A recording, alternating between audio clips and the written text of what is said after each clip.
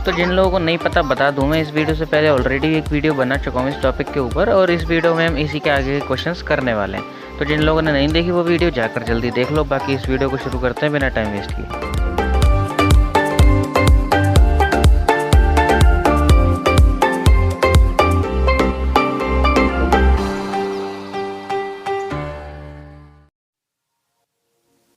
अब इस क्वेश्चन में तुम्हें गिवन है कि यहाँ पर एक बिल्डिंग है जिसके सामने एक टावर खड़ा हुआ है जिसको हमने नाम दे दिया है AB, और उसकी जो हाइट है वो है 50 मीटर की, और एंगल ऑफ एलिवेशन तुम्हें दोनों के ही फुट से यहाँ पर गिवन है।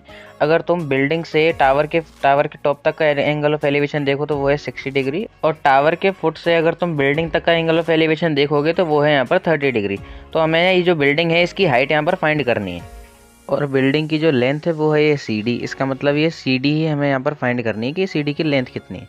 तो ये फाइंड करने के लिए सबसे पहले हमें ये बेस CB चाहिए होगा, और ये बेस CB आता है इस बड़े वाले ट्राइंगल ABC में। तो अगर हम ABC ट्राइंगल की बात करें तो यहाँ पर tan 60 डिग्री अगर हम लगाएं तो वो होता है परपेंडिकुलर अपॉन बेस। तो बेस में ये जो BC है यहाँ पर आ जाएगा, और परपेंडिकुलर यानी कि AB की लेंथ है यहाँ पर 50 सेंटीमीटर, मतलब 50 मीटर। तो और tan 60 की वैल्यू वैसे भी हमें पता है कि वो होती है √3। इसका मतलब जब हम BC फाइंड करना चाहेंगे तो BC की लेंथ यहाँ पर आ जाएगी 50/√3 मीटर। अब हम ये CD बिल्डिंग की जो हाइट है ये फाइंड कर सकते हैं, क्योंकि अब हमें इसका जो बेस है यानी कि ये BC ये पता चल गया है। अब अगर ये ट्राइंगल BCD में अगर हम tan की वैल्यू यानी कि tan 30 की वैल्यू पुट करें, क्योंकि देखो वहाँ पर जो एंगल फॉर्म हो रहा है वो 30 डिग्री का ही है, तो ये हो जाएगा अपना perpendicular CD upon base BC। तो BC की जो लेंथ है वो हमें पता है 50√3, तो डायरेक्ट वही हम पुट कर देते हैं। और tan 30 की जो वैल्यू होती है वो होती है 1/√3। इस हिसाब से CD की लेंथ हम इसे सॉल्व करके यहाँ पर निकाल ही सकते हैं, जो कि आ जाएगी 50√3, और जिसको हम इम्प्रॉपर फ्रैक्शन से मिक्स्ड में चेंज करके 16 1/√3 मीटर लिख सकते हैं।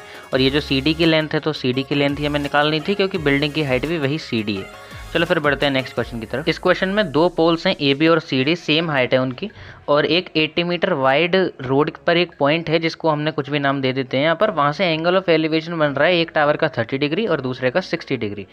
तो चलो ये जो पॉइंट है उस पॉइंट से लेकर B तक का जो डिस्टेंस है उसको हम x मान लेते हैं, और इस पॉइंट को हम नाम दे देते हैं E। तो BE को हम x मान लेते हैं। फिर ये जो ED यहाँ पर ये वाला पार्ट बचा, ये तो हो जाएगा 80 - x, क्योंकि पूरे टोटल रोड का डिस्टेंस 80 है और उसमें से x वाले डिस्टेंस को हमने यहाँ पर माइनस कर दिया, तो 80 - x हो जाएगा इसका डिस्टेंस। तो अब हमें यहाँ पर इन दोनों टावर की जो है हाइट निकालनी है, साथ में इनके बीच का ये पॉइंट E से कितना डिस्टेंस है वो भी निकालना है। तो अगर हम इस ट्राइंगल ABE को देखें, यहाँ पर ये ट्राइंगल जो फॉर्म हो रहा है, तो वहाँ पर एक एंगल है 60 डिग्री। तो अगर हम वहाँ tan 60 का यूज़ करें तो ये जो AB है इसकी वैल्यू हम कुछ x के टर्म्स में यहाँ पर निकाल सकते हैं, क्योंकि ये होता है परपेंडिकुलर अपॉन बेस। तो परपेंडिकुलर है AB और बेस को हमने x पहले लेट कर लिया है। अब tan 60 की जो वैल्यू होती है वो होती है यहाँ पर √3। तो AB की जो वैल्यू है वो आ जाएगी यहाँ पर x√3 अगर हम इसे सॉल्व करेंगे तो। और इस AB की वैल्यू को अभी हम ऐसे ही x के टर्म्स में छोड़ देते हैं, साथ में इसके साथ वाला जो CD है उसको भी हम x के टर्म्स में निकाल लेते हैं, जो साथ वाला टावर है इसके जो सेम हाइट का है। तो फिर अगर ट्राइंगल CDE की बात करें तो इसमें यहाँ पर एंगल 30 डिग्री का बन रहा है। तो अगर हम tan 30 का यूज़ करें यहाँ तो वो होता है परपेंडिकुलर अपॉन बेस। तो परपेंडिकुलर है यहाँ पर CD, और बेस तो हमने ये ED की वैल्यू यहाँ फाइंड कर ही रखी है 80 - x, तो इसी को यहाँ पर हम पुट कर देंगे। अब tan 30 की जो वैल्यू है वो होती है 1/√3। इस तरीके से अगर हम CD को निकालना चाहें तो वो यहाँ कैलकुलेट करके आ जाएगा 80 - x/√3। तो फिर हमें देखो AB और CD अब इन दोनों की लेंथ तो पता चल ही गई है, और हमें ये भी पता है कि AB और CD जो है वो इक्वल हैं आपस में, क्योंकि ये तो हमें गिवन था ना कि दोनों टावर जो हैं वो सेम हाइट के हैं। तो फिर हम ऐसा लिख सकते हैं कि इन दोनों की जो वैल्यूज़ हैं वो भी सेम होंगी। तो AB की जो वैल्यू है वो है x√3, और CD की वैल्यू तो हमें यहाँ पर पता ही है 80 - x/√3। अब यहाँ से हम जब इस x की वैल्यू को कैलकुलेट करेंगे तो वो कुछ 20 आएगी। अब तुम ये मत कहना कि लीनियर इक्वेशन भी सॉल्व करना सिखाओ यार, वो तुम सीख चुके हो। तो x की वैल्यू फाइंड कर सकते हो इस इक्वेशन से, वो आएगी 20। अब देखो इसकी जो हाइट है ना वो निकालना तो काफ़ी ईजी हो गया, क्योंकि देखो इसकी हाइट जो थी वो तो AB थी, और AB की वैल्यू में यहाँ पर तुम देख सकते हो x√3 हमें ऑलरेडी गिवन है। तो x की जगह हम इस 20 को पुट करेंगे, और AB की जो वैल्यू आ जाएगी वो आ जाएगी कुछ 20√3 मीटर। अब बिल्डिंग की हाइट तो हमें पता चल ही चुकी है, बस इनके बीच के जो डिस्टेंस है इस पॉइंट E से वो और हमें निकालना है। अब ए बी से लेकर ई तक का जो डिस्टेंस है ये तो हमें पता है कि ये एक्स है, तो और एक्स की जो वैल्यू है वो यहाँ पर 20 मीटर हम पहले ही निकाल चुके हैं। साथ में सी डी से लेकर ई तक की जो डिस्टेंस है वो है 80 माइनस एक्स, तो 80 माइनस एक्स मतलब 80 माइनस 20, तो फिर ये हो जाएगा 60 मीटर। तो 20 और 60 मीटर है इनके बीच का डिस्टेंस। चलो फिर बढ़ते हैं नेक्स्ट क्वेश्चन पे। अब इस क्वेश्चन में एक कैनाल या तुम एक रिवर मान लो, उसके एक किनारे पर तो है एक टावर ए बी, और दूसरे किनारे से जब हम ऊपर देखते हैं ए पॉइंट पर तो एंगल ऑफ एलिवेशन कुछ 60 डिग्री का बनता है।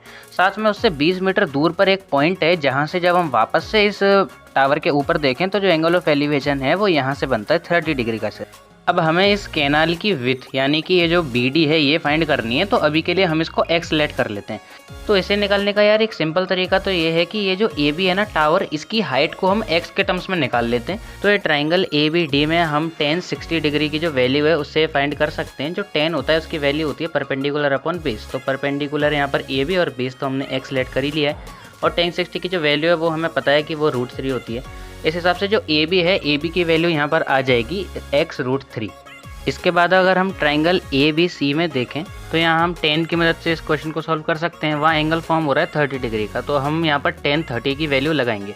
तो देखो tan होता है परपेंडिकुलर अपॉन बेस, तो परपेंडिकुलर है यहाँ पर ए बी, और पूरे इस बेस बी सी की अगर बात करें तो ये हो जाएगा x+20, क्योंकि बी डी तो है x और ये जो डी सी फॉर्म हो रखा है यहाँ पर ये है 20 मीटर का, और इन दोनों को ऐड करके ये जो बी सी है पूरी लेंथ बनी है, तो फिर यहाँ जो बेस है इसका वो हो जाएगा x+20।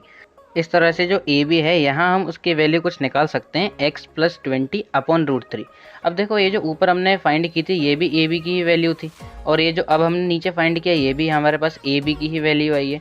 तो इन दोनों को हम आपस में इक्वेट कर सकते हैं। जब ये दोनों ए बी की वैल्यू हैं तो फिर एक को मान लेते हैं इक्वेशन फर्स्ट और दूसरे को मान लेते हैं इक्वेशन सेकंड। उसके बाद हम यहाँ पर लिख देंगे by equation first and second.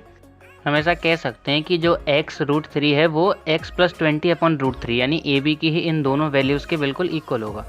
तो अगर हम यहाँ से इस x की वैल्यू फाइंड करना चाहें तो वो होगा 3x = x+20, और यहाँ से जो x की वैल्यू है वो आ जाएगी अपने पास 10। अब देखो विड्थ ऑफ द कैनाल जो थी यानी कि इस कैनाल की चौड़ाई वो तो हमने x पहले लेट कर रखी थी, तो ये तो आ जाएगी अपने पास डायरेक्ट 10 मीटर।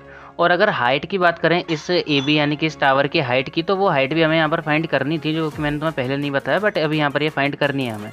तो हाइट ऑफ द टावर हमें यहाँ दे रखी थी, मतलब दे नहीं रखी थी, हमने फाइंड की थी x√3, तो और x की वैल्यू 10 है, तो 10√3 हो जाएगा इसका आंसर। अब ये जो तुम्हारा नेक्स्ट क्वेश्चन है, क्वेश्चन नंबर 12, इसमें तुम्हें बता रखा है कि यहाँ एक बिल्डिंग है 7 मीटर हाइट की, वहाँ से जब हम एक दूसरे टावर के टॉप पर देखें तो एंगल ऑफ एलिवेशन बनता है 60 डिग्री का, और जब हम उसी टावर के बॉटम पर देखें तो एक एंगल ऑफ डिप्रेशन बनता है यहाँ 45 डिग्री का, मीन्स ये एंगल भी 45 का हो जाएगा।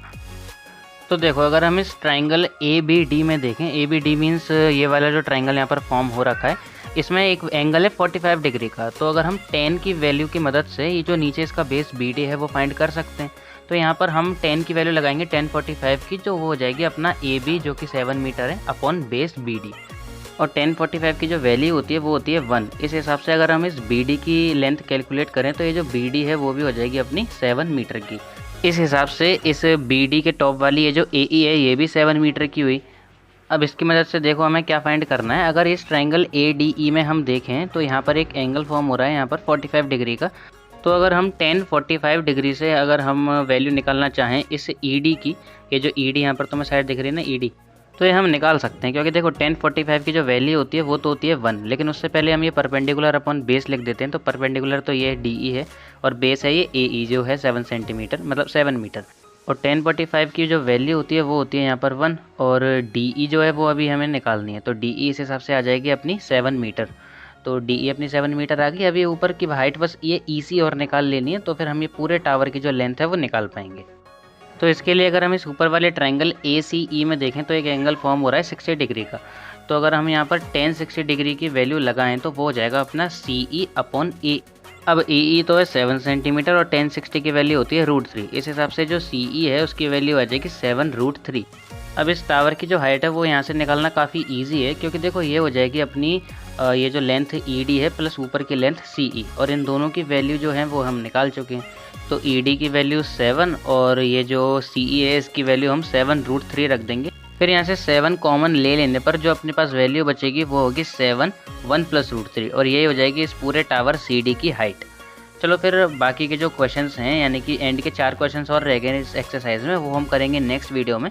और उसका लिंक तुम्हें यहीं कहीं देखने को मिल जाएगा, या फिर तुम उसे सर्च भी कर सकते हो या चैनल पर जाकर देख सकते हो। वीडियो पसंद आई हो तो लाइक ज़रूर कर देना, अपने दोस्तों में शेयर कर देना। चलो मिलते हैं फिर अगली वीडियो में। जय हिंद।